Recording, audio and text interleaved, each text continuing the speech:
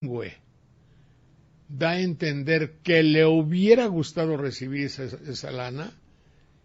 Es como un dicho que decían allá en mi tierra que era muy un poco rústico y vulgar: perro que no come no sé qué, la huele. Es decir, un poco como que le gusta, le hubiera gustado recibir. ¿A quién no le hubiera gustado recibir 400,000 pesos, ¿verdad? Sí, que en el fondo a él también le hubiera gustado. Eso es lo que quiso decir ese joven abogado, brillante político nacional.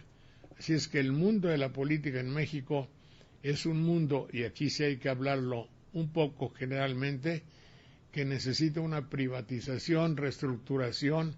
No, privatización no, porque eso tiene la connotación de venta. Necesita una reestructuración total, y eso no puede hacerse si no es cambiando los valores que existen en el panorama de nuestra geografía. Adelante, mi querida Mona Lisa. ¿Qué otra cosa te gustó por ahí? No, pues tiene toda la razón. Lástima esta democracia. Incluso el Congreso aún no nombra al consejero del IFE que falta. Es todo, en lugar de ser un representante ciudadano, es un representante de los partidos. Es lo lamentable, por eso pasa Sí, esto pero que sí. está comentando, ¿Qué otra claro. cosa hay por ahí que no huela tanto a política? Pues realmente es lo que ocupa mi mente. No Está sé, bien, señor. hay una cosa que ocupa mi mente, como tú dirías, y es el mensaje tan grande y tan extraordinario que nos da desde diferentes puntos de vista el encuentro futbolístico de Brasil y lo que sucede, cómo se traduce en México el caso Brasil-España y el caso más que todo Brasil-Brasil. Ah, sí, Es decir, también muy interesante. el encuentro fundamental, fíjate, el encuentro fundamental que vimos no fue futbolístico, es de negociantes contra gobierno ante la impaciencia y protesta de un pueblo.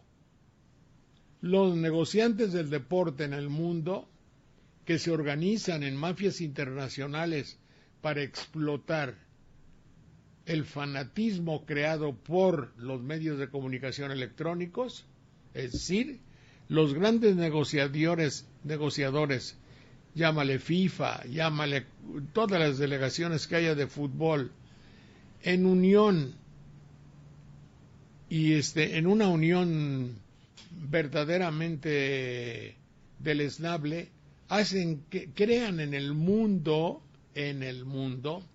una necesidad,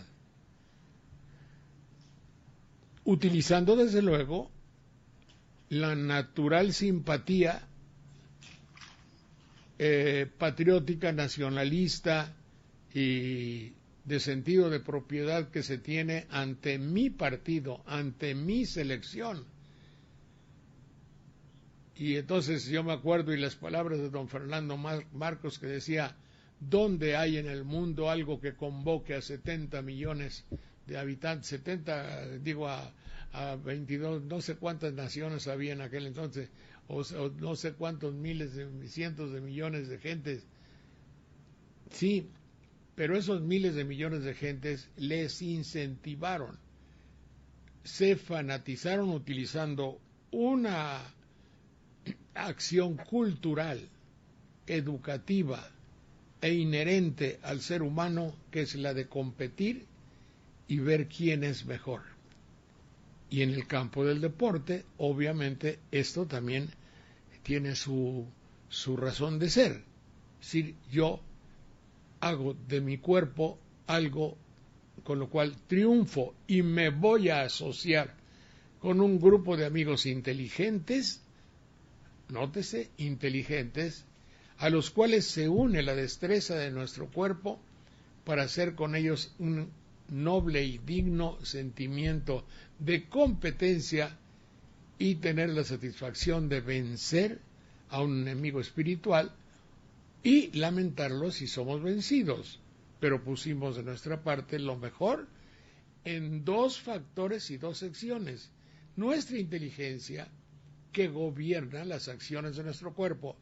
Esto ha dejado de ser así para convertirse en una camiseta con el anuncio de Adidas, de Corona, de Bimbo, de Coca-Cola o de la madre, patrocinados bajo la vigilancia materna de la televisión, materna económica.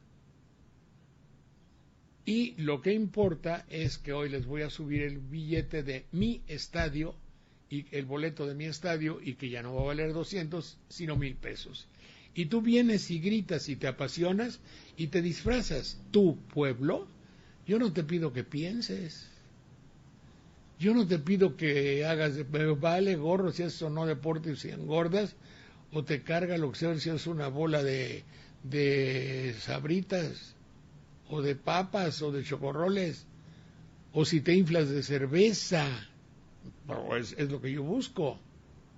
Yo soy comerciante y soy vendedor, y necesito que ocupes un lugar que yo te vendo. Y claro, quiero que te apasiones y que te pelees y que te agarres a moquetes y que le mientes la madre a quien sea, porque tú le vas a los tiburones camoteros de banderilla. Y ya quedó muy aparte ese noble ejercicio de la habilidad, de la agilidad, de la destreza de mis músculos que tanto he ejercitado, que van a estar gobernados por mi inteligencia para vencer a un enemigo en lucha digna, noble, grande y deportiva, es decir, humana, de la especie humana. Eso ya valió gorro. Ahora lo necesario es que tú seas un elemento de venta y yo de compra y venta. Formas parte de una operación comercial y llenas los estadios, y nosotros, gobiernos, vamos a ayudar mucho a que esto suceda así, porque mientras haya fútbol habrá paz. Apúntale, mientras haya fútbol habrá paz. Esa es la filosofía que la televisión le ha vendido a quien gobierna, y por eso gobiernos inclusive tan positivos como pueda serlo el de la ideología de Lula, le entran al toro y dicen, órale, aprovechemos, y qué más foco, qué más faro de luz en toda América Latina, que el país principal esté inmerso en la mercantilización del deporte para hacer Juegos Olímpicos, para hacer campeonato A, campeonato B, campeonato C, aprovechando que ya hay una predisposición excepcional para jugar al deporte. Vamos a invertir todo lo que nos pidan las asociaciones mercantiles, televisivo-deportivas de la FIFA, FOFA, FEFA o lo que sea, y vamos a hacer todo esto. Y no contaban con que no se habían embutalizado totalmente el pensamiento de un grupo de latinoamericanos que dijeron, para tu coche, stop, alto, con acento brasileño, y no es así, y no debe ser así. Y las urgencias de nuestro país no se han extinguido, y hay favelas, hay violencia, hay corrupción, hay delitos que perseguir y hay todavía hambre. Y necesitamos educación, y necesitamos hospitales, y necesitamos tenemos otros requerimientos que hacer que simplemente facilitar nuestro territorio, nuestro dinero y nuestros impuestos para que estemos entretenidos un lapso de tiempo y que tú puedas vivir tranquila gobernando. Eso le dijeron a la señora Rousseff.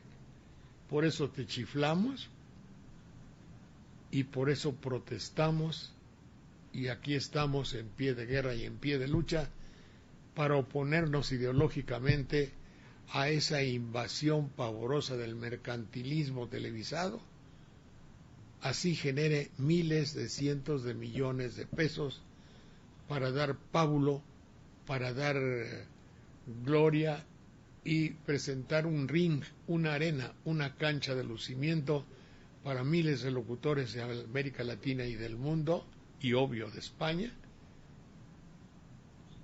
y que digan las sandeces más grandes del mundo para exaltar como gloria el poder del deporte convertido en comercio.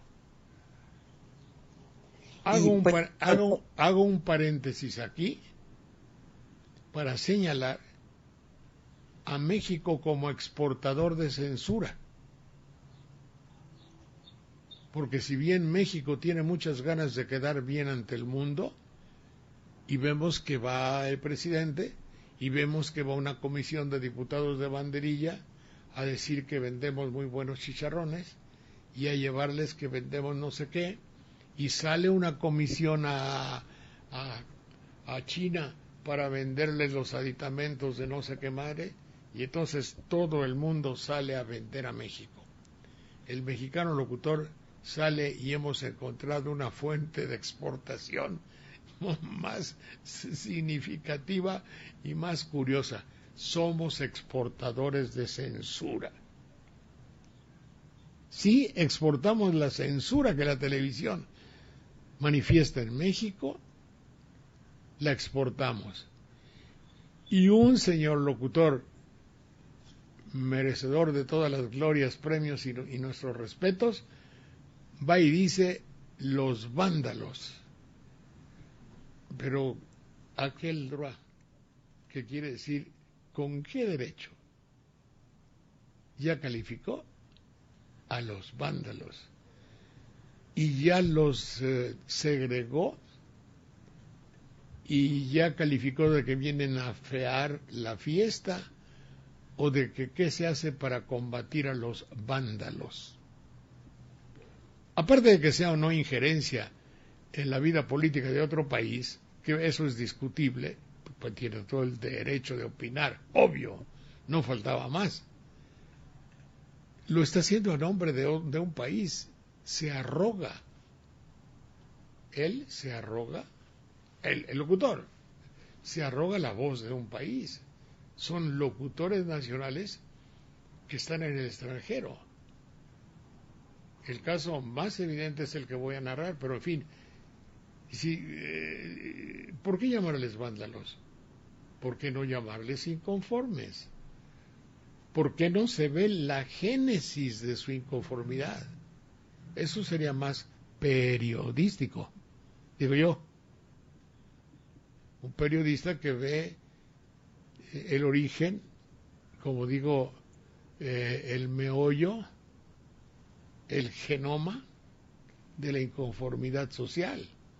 Sería muy interesante, con su saber, con su sapiencia, con su experiencia, con su conocimiento, el periodista siguen siendo pues los traductores de un sistema donde el concesionario impone una ley y a toda madre. Eso es lo que rige, nada más. Qué ejemplo tan extraordinario que lamentablemente por los exportadores mexicanos de censura no pudimos escuchar.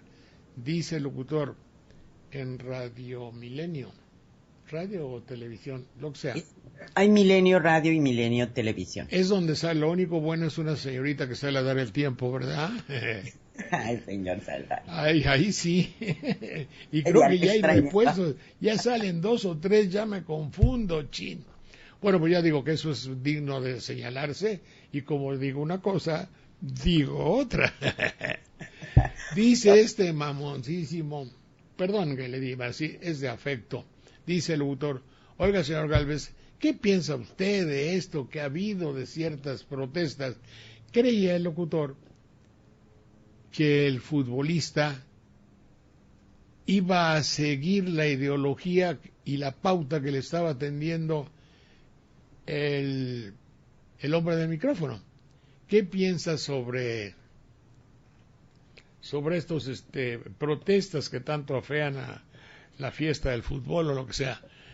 Y entonces le dice el locutor: yo en el campo de batalla de aquí de la cancha de fútbol, y yo hago y doy lo mejor de mí mismo, y juego como tal, sí, pero saliendo del estadio, tengo todo el derecho a protestar y soy de los y mole que lo cortan. Eso es exportación de censura, señores de Milenio. Eso es exportar censura. No tienen derecho a hacerlo. En nosotros es muy común. O tú pasas, tú no pasas. Córtale esto, córtale aquí. Pero eso es un atentado a la libertad de expresión. Y luego los mismos hombres de ahí van y ponen su pecho en esto fuerte, plano y extraordinario para que el regente o las autoridades les pongan su medalla a la libertad de expresión. ¡Qué poca madre! O díganme qué digo. Bueno, y finalmente esta comercialización del fútbol pues también es un arma de control político, porque mientras la gente se sienta realizada viendo los partidos, pues no piensa en su realidad, ¿no? Por eso yo pensé que ya se había entendido, claro. Sí, es claro. decir, el fútbol es estamos hablando de política, no estamos hablando del deporte. No voy a tomar un agua de Jamaica o lo que sea. Entonces,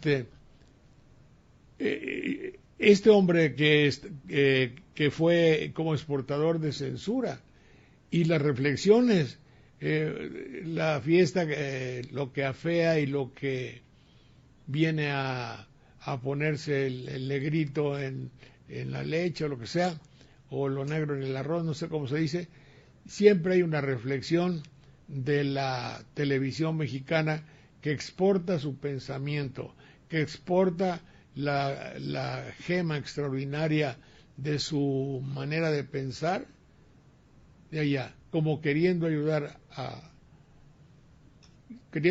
a un sistema. Pero dense cuenta, muchachos, es otro país, allá no es México. Ahora, los letreros que hay, ahora, por ejemplo, el hecho de que a medio tiempo, aquí en la tarde se vio justamente que uno o dos señores, yo no sé si fue en Estados Unidos, entraron a la cancha y que les cayeron encima a golpes y no sé qué, pero de una manera terrible, a ponerle las esposas o no sé, pero no vi exactamente si fue en un equipo de México o fue en un juego de Estados Unidos. Es igual. Pero en Brasil, según después se vio ya por los medios alternativos de las computadoras y del internet y de no sé qué madre, se vio que entraron para hacer un remedo, hasta cierto punto con gracia, de los espectáculos que suele haber para atraer al auditorio, como un show. Entonces, había algunos balones, se vio que entraron al estadio y también México lo cortó. Claro, había el argumento de que era el tiempo dedicado, los 15 minutos dedicados a comerciales. Pero lo cortaron. Cuando ya esos periodistas que meten el dedo, hurgan en la llaga, sacan sangre, exponen, entrevistan y tal, si hay una protesta que sale de la normalidad, el espíritu de periodista indica que se diga hasta encontrar el meollo de la verdad, hipotéticamente hablando. Pero aquí no, lo cortaron porque hay verdades que convienen. La libertad de expresión en México está condicionada a que esa libertad de expresión sea la que convenga. ¿Me explico? La libertad de expresión en México está limitada solo por la conveniencia, no por otra cosa. De ahí en fuera es una libertad irrestricta, siempre y cuando convenga. La libertad de expresión en México es irrestricta, siempre y cuando convenga. Y como el locutor pensó que no le, digo al productor, porque también los propietarios de modo que estén ahí y se la juegan, bueno, también se la juegan y a lo mejor los corren. Pero si el locutor motu propio lo corta o lambiscón o por quedar bien, pues ya también es una exageración. Así es que fíjense ustedes todo lo que trae implícito. Y muy inteligentemente, os digo como una medida in extremis, la señora Roussek ya no fue al partido porque le iban a mentar, la rechifla iba a ser general. Ahora, eso significa algo. Fíjense ustedes, hay que pensarle. La señora Roussek no va al partido, ¿por qué? Todos los que estaban ahí son futbolistas. Ella va y le da un espaldarazo al partido de fútbol. En consecuencia, todos los que están ahí deben estar con una simpatía hacia ella por apoyar el deporte que ellos aman, que los asistentes aman. No es cierto. Lo que quiere decir que amamos el deporte, pero que por lo menos en Brasil el deporte no ha obnubilado la mente de la ciudadanía para que ésta tenga aún la posibilidad de pensar. Lo que fuera deseable para muchos de los comerciantes del deporte y para no pocos políticos es que hubiese cualquier cosa que quitase al pueblo la posibilidad de pensar. Por eso se organiza una convocatoria para que usted se agregue al movimiento zombie y sea de los 30,000 que van a la manifestación zombie, porque una de las características es no pensar. Y para la calidad de política que muchos politicastros nos dan, como estos diputadetes que vemos, o senadores que vemos, una de sus características es, oye, si alguien piensa, estoy fregado. Yo necesito para hacer mis marrullerías que la gente no piense. Es hasta cierto punto primitiva la estrategia. Si tu pensamiento y si deduces y si interpretas y si sabes colegir, intuir, pensar, tomar decisiones, evaluar, comparar, si todo eso que son producto de la inteligencia puede aplicarse a mi conducta, yo que soy diputado de bandería, pues a mí lo que me interesa es que no puedas ejercer eso. Por eso, bienvenido el alcohol, bienvenido el fútbol, pero intensivo, en dosis masiva, tu apasionamiento, bienvenida la peregrinación. Y entonces le voy a decir al arzobispo que me ayude para que tú estés en la peregrinación, y si no en la cantina, y si no viendo fútbol. Entonces no piensas. Y bienvenida, obviamente, la telenovela, que también ayuda. El chiste es que no pienses. Y entonces yo puedo hacer lo que quiera, puedo gobernar. Y entonces, como me decía el señor licenciado Petricholi, es la droga que le damos al pueblo para que nos dejen gobernar. Por eso el fútbol ha dejado de ser un deporte para constituirse como un elemento de poder político.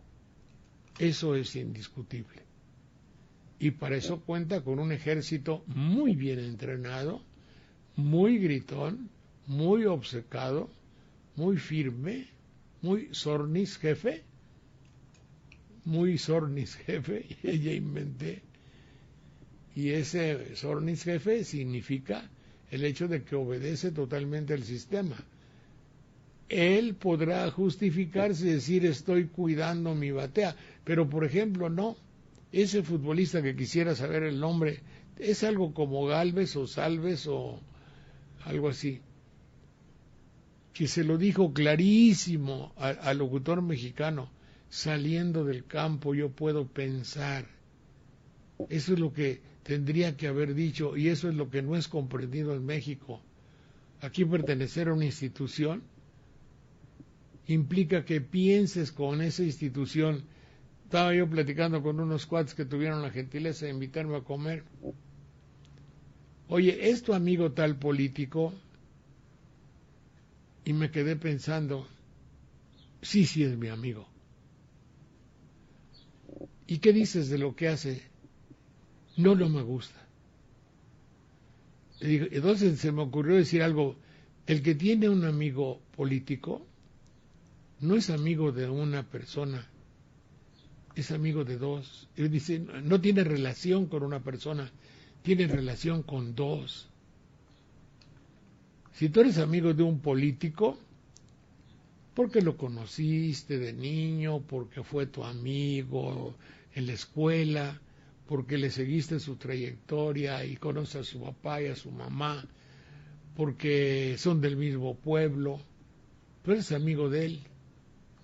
Pero luego se comporta como un sátrapa y lo ves y sigue siendo su amigo, pero en el fondo no puedes aceptar su satrapía o su manera de comportarse. Por eso decía yo, el que es amigo de un político. Ahora, debes cortar la costumbre de la relación por su mala conducta en un país no demócrata 100%, ese es el problema. Ahora, ¿tienes que elogiarlo o solamente callarte? Ese es otro problema. Ahora, un periodista debe tener amigos, ahí está difícil. Yo escuché a don Julio Scherer, a quien saludo con mucho afecto, que contó un día, y como es algo muy aleccionador o que tiene una moraleja excepcional, lo voy a contar. Es decir, yo le pregunté, ¿y cómo es, don Julio, que usted es amigo de Echeverría? Sí, en ciertos aspectos, Echeverría tenía 2 o 3 facetas muy especiales en su vida política de presidente. Era un hombre de pensamiento, hasta donde yo puedo pensarlo, muy alternativo, pero por mantener el poder, su conducta era muy priista, muy tradicional. Entonces, dice, es que hicimos un pacto. Pero yo le pregunté a don Julio, ¿cómo es que usted tiene esa amistad? O estaba yo ahí con Ricardo Garibay, cuando en paz descanse, cuando preguntamos o platicamos de esto. Dice, es que hicimos un pacto. Somos amigos, nos conocemos y no sé qué. Y me parece que tenían así como conversaciones especiales sobre política, ellos dos. Y dice, es que yo le dije un día, yo diré siempre lo que pienso de tu acción política. Y nunca te voy a pedir nada que no debas hacer. Y tú a mí, como periodista que soy, prométeme que no me vas a pedir nada que no deba yo hacer. Esto en función de que alguna vez le dijo, no publiques eso. Dice, no me pidas algo que no pueda yo hacer. Que a su vez yo nunca te pediré algo que tú, que por lo cual te sientes culpable. Algo así era el juego de cosas. Es decir, y eso un poco a propósito de cómo ser amigo de un político y cómo ser amigo de un hombre. Una cosa es ser amigo del hombre y otra cosa es ser amigo o lambiscón redondamente de algún político. ¿Cómo la ves, mi querida Mona Lisa? No, pues sí, nada más con ser lambiscones ya está. Rubén Medina le comenta que se entera que en Guadalajara hubo una carrera de zombies y fue mucha gente. ¿Cuándo fue? Pues no sé, no nos dice, nada más señala eso, señor Saldaña. Rubén, si nos puedes escribir cuándo fue esta carrera de zombies donde fue mucha gente, te agradecemos. Es muy importante porque estas estrategias, que así le llamo yo, se han manifestado. Mira, todo eso de los récord Guinness que también en Banderilla tenemos el récord Guinness de la longaniza más grande del mundo. Es una porquería. Implican un sentimiento de plegarse, de inclinarse a unos valores establecidos por un país o por una cultura. Eso es decir, yo quiero ser el que trague más hamburguesas y más Coca-Colas en un minuto. En una ocasión hubo en Veracruz, Puerto, un récord Guinness donde, fíjense ustedes la idea, que aquí valía madre el récord, lo que valía era el aspecto publicitario y de sometimiento al núcleo de ciudadanos, de infraciudadanos que son o cómo nos miran. Que hubiese más gentes en una plaza tomando Coca-Cola.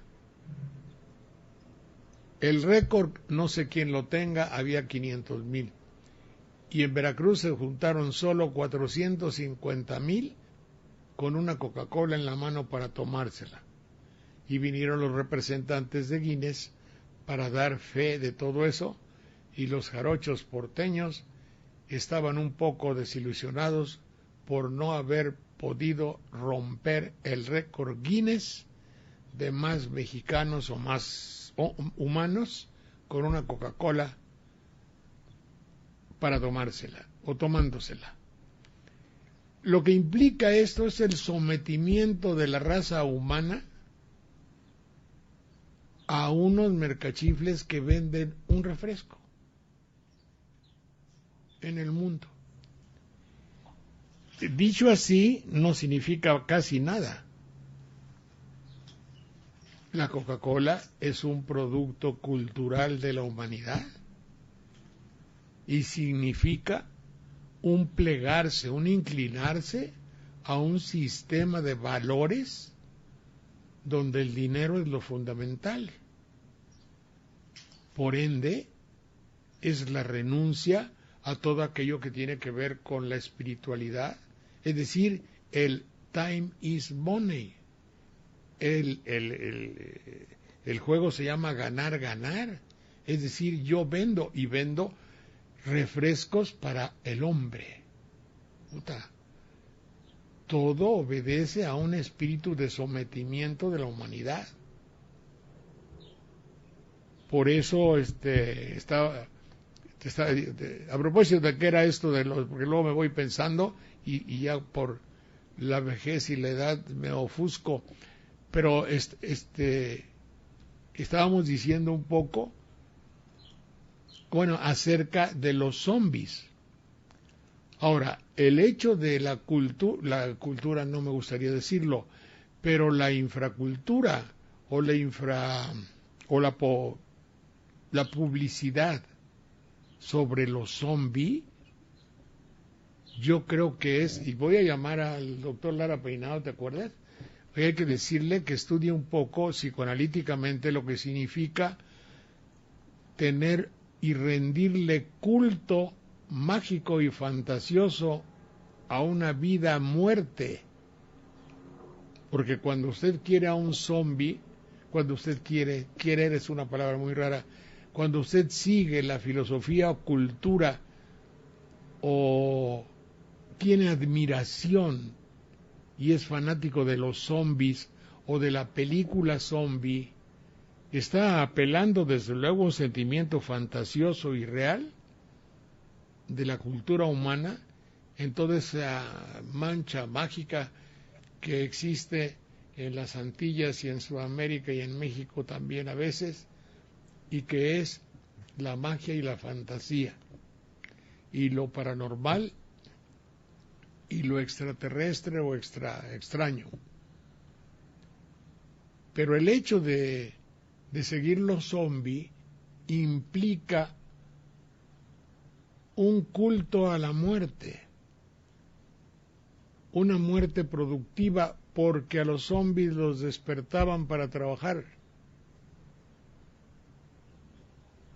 que es el deseo inconsciente, evidentemente, de todo buen neoliberalismo, que el hombre tenga un valor, un hombre el que no está predestinado para ser el líder.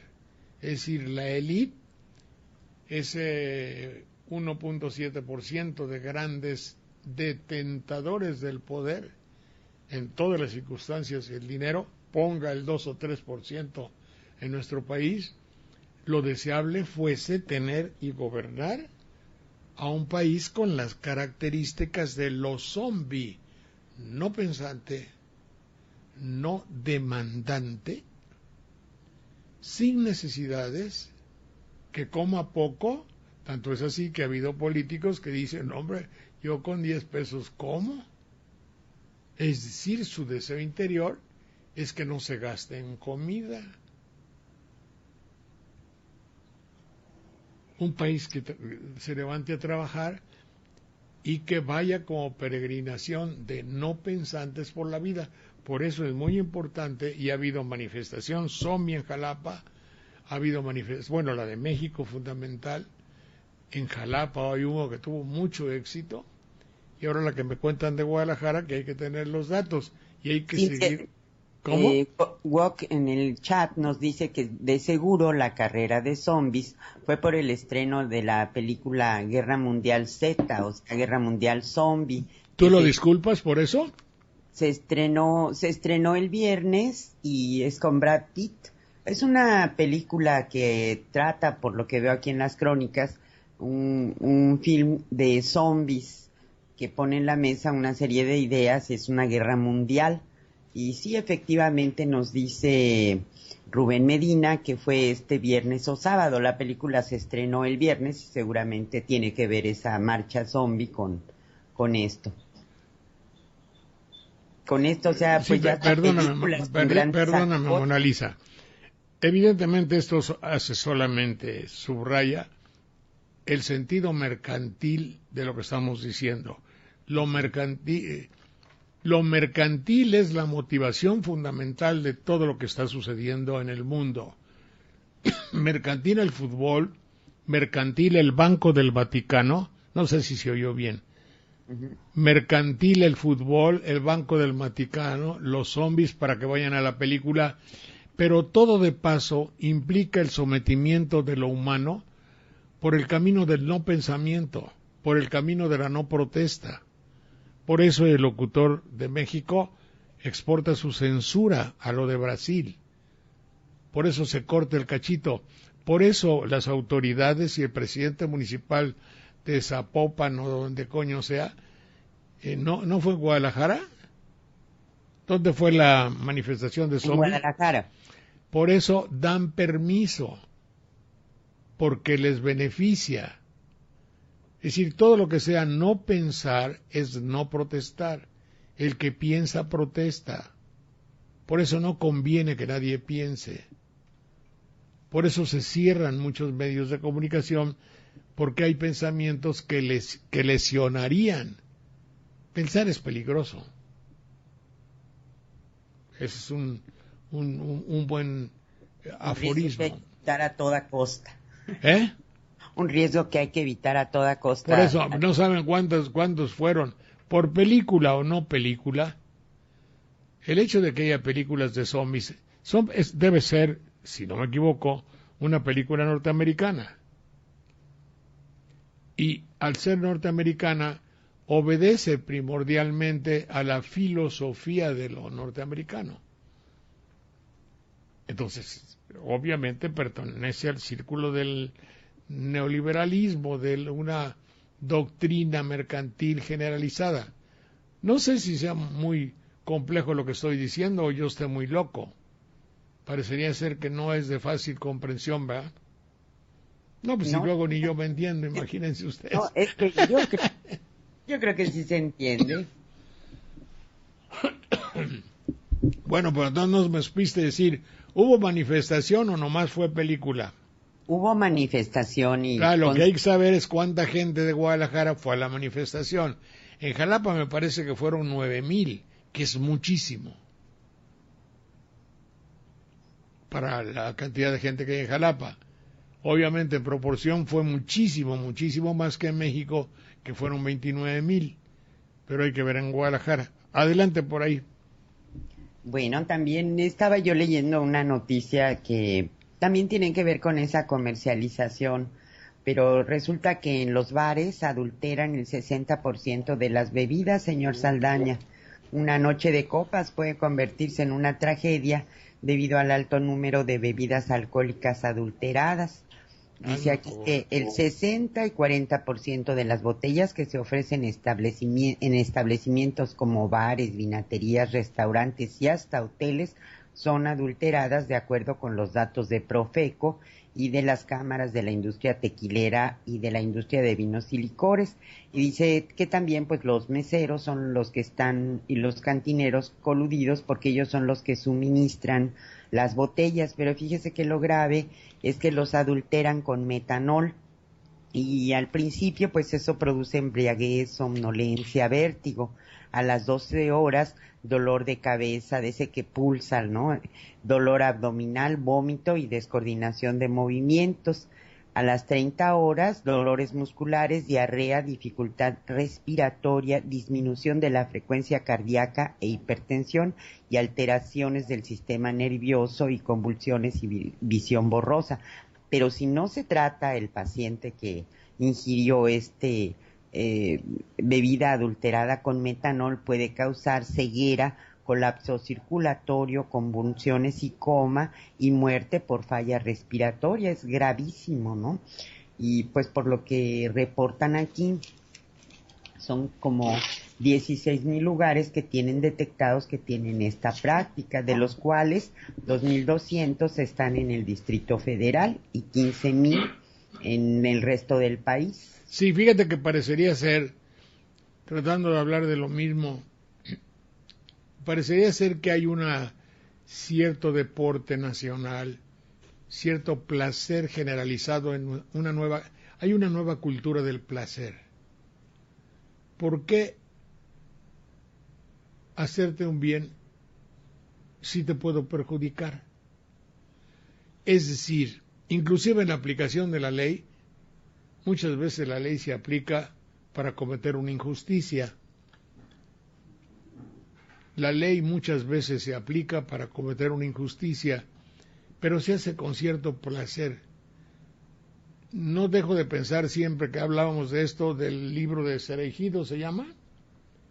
Que tiene un nombre complicado, pero siempre, sí, digamos, la historia del hijo de putés, perdonen ustedes la vulgaridad, o lo grueso de las palabras me llaman mucho la atención porque no diga yo groserías, pero así se llama el libro. Entonces el hijo de putés en México. Entonces, parecería ser que hay un sustrato como que hay algo adentro de las personas para que más se disfruta si más mal se hace. Sí, no solo es un poco una técnica de carácter policíaco, de no solo hacerte daño, sino que tú te lo hagas a ti mismo. Eso se ve mucho en las películas, lo hacen muchos los locutores. Yo pongo la rodilla donde tiene que caer para que se rompa un hueso, hipotéticamente. Ellos saben cómo hacerle, pero en fin. Entonces, si la podemos adulterar con aguardiente, no les va a pasar nada. Se van a emborrachar, que es su finalidad. Pero si le echamos metanol, se pueden quedar ciegos. Bueno, ¿por qué echarle aguardiente pudiéndole echar metanol? Eso para ciertas gentes causa placer, el gran placer de causar más dolor. Hay una señorita que yo le hablo de vez en cuando para cobrar, o le hablaba porque ya no, pero me acuerdo que me decía, digo, ya ubicó usted cuál es lo que me deben, ya ubicó usted, sí, ya dijeron que me van a pagar, ¿podría usted decirme ese? Ella me decía, bueno, ¿me oyes o estás cortándole? No, señor Saldaña, escucho perfecto. Entonces me decían, no, todavía no llega su recurso. Ah, pero y no tiene usted idea, no sé. Yo obedezco órdenes, yo solamente esto, no tengo la menor idea. El señor no está, el señor está en junta, no sé cuándo le voy a decir sí. No solo me decía, no te voy a pagar, sino que me daba 4 o 5 argumentos para darme a entender que no le importaba y que le valía gorro o no, que me pagara o no. Es decir, estaba ella disfrutando. En vez de decir ciertas palabras que me tranquilizaran, que me hicieran menos daño, ella incentivaba su patología diciéndome que no solo que no me iba a pagar, sino que además no le importaba. Esas son fregaderas. Eso es el concepto y el síndrome de la hijueputez que tiene mucha gente en México. Por eso no basta hacer un delito o un crimen, sino hacer que duela más. Y cuando un país llega a esos estratos, be careful, porque se puede volver loco. Ya no va a saber a quién morder. Y si esto es propiciado gubernamentalmente, eclesiásticamente, si las fuentes del poder propician un mexicano ciego, ávido y babeante de hacer daño, de hacer mal, la situación está jodida un poco. La situación tendría que ser sí, la señor situación Saldaña, la situación tendría que ser examinada y no precisamente por redactores de prensa de alguna secretaría. Tendrá que hacerse el diagnóstico real de México. Y ese, si lo tienen, no nos lo dicen. Lo más probable es que no lo tengan. Ahí está el asunto. Para terminar, solamente quiero hacer y mandar un mensaje con una mención especial a un locutor de Radio Fámula que dijo, hablando del petróleo y hablando de Pemex. Entonces, un funcionario público le hablaba un poco de la no privatización de Pemex, que privatizar creo que tiene una connotación de enajenar. Es decir, era de la nación y lo vamos a vender y va a quedar en manos privadas. Privadas, que quiere decir ciudadanos, en general, debo pensar que extranjeros, pero ya no es de la nación, es de una asociación de personas privadas. Pues eso no es lo que se quiere hacer, sino que se va a modernizar. Y hablaba el funcionario, que no me acuerdo quién era, no importa, hablaba el funcionario de que ya había una cierta aceptación en determinados ángulos del poder o de la economía para que se aceptara, y que esto se estaba aceptando. Digamos que el grupo de empresarios de banderilla sí acepta que haya modernización de Pemex. Entonces el locutor tuvo una frase que merece ser esculpida entre todos los mexicanos, y es la siguiente frase. Esta frase cobra relevancia porque yo me acuerdo cuando la expropiación petrolera y Lázaro Cárdenas convocó verdaderamente la esencia y la fibra más sensible del país, y todos mandaron. Yo era un niño, pero mis padres y mi pueblo y México entero se unió a la causa de defender el petróleo como cosa nuestra. Haga usted de cuenta que era un fútbol, pero una pasión entera por defender lo nuestro teníamos tan poco que teniendo Pemex sentíamos que éramos alguien. Hoy no tenemos nada.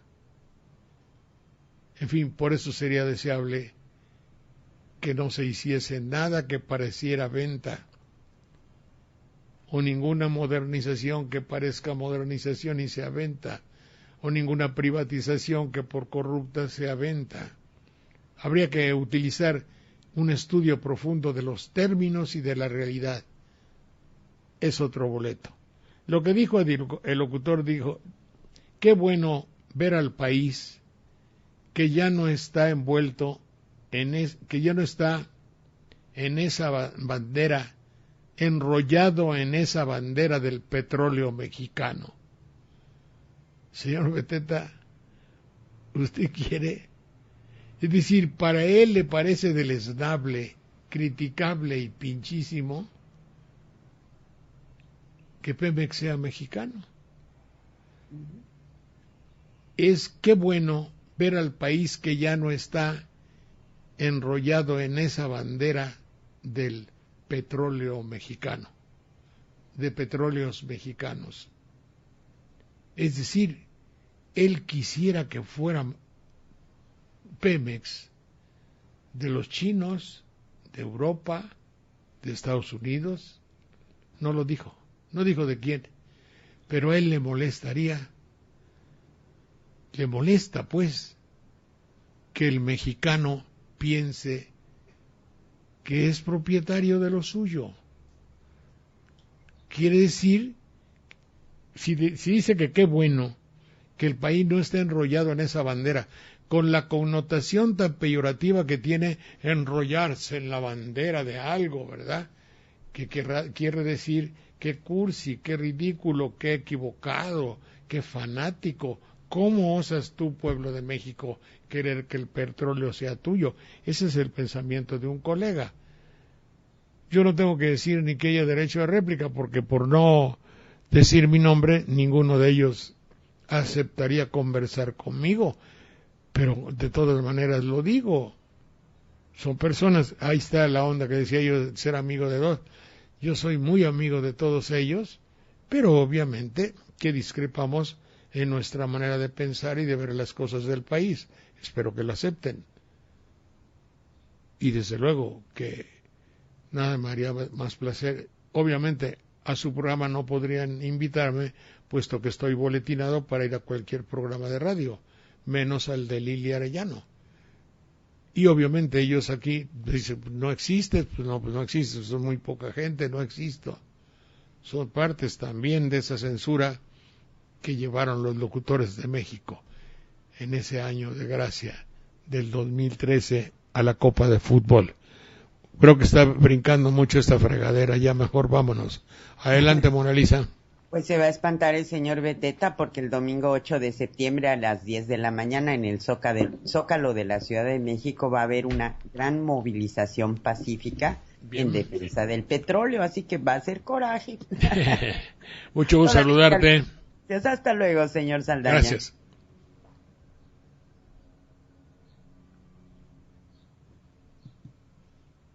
No entró. El Alternativo es una producción conjunta de los medios por internet para mantener en su espacio a tan importante comunicador. ¿Sabes una cosa?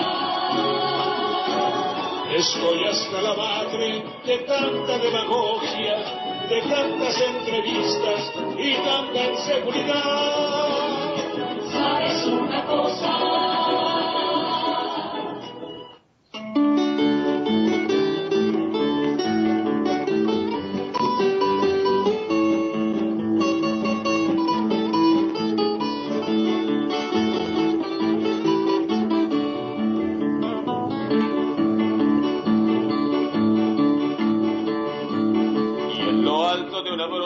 Serranía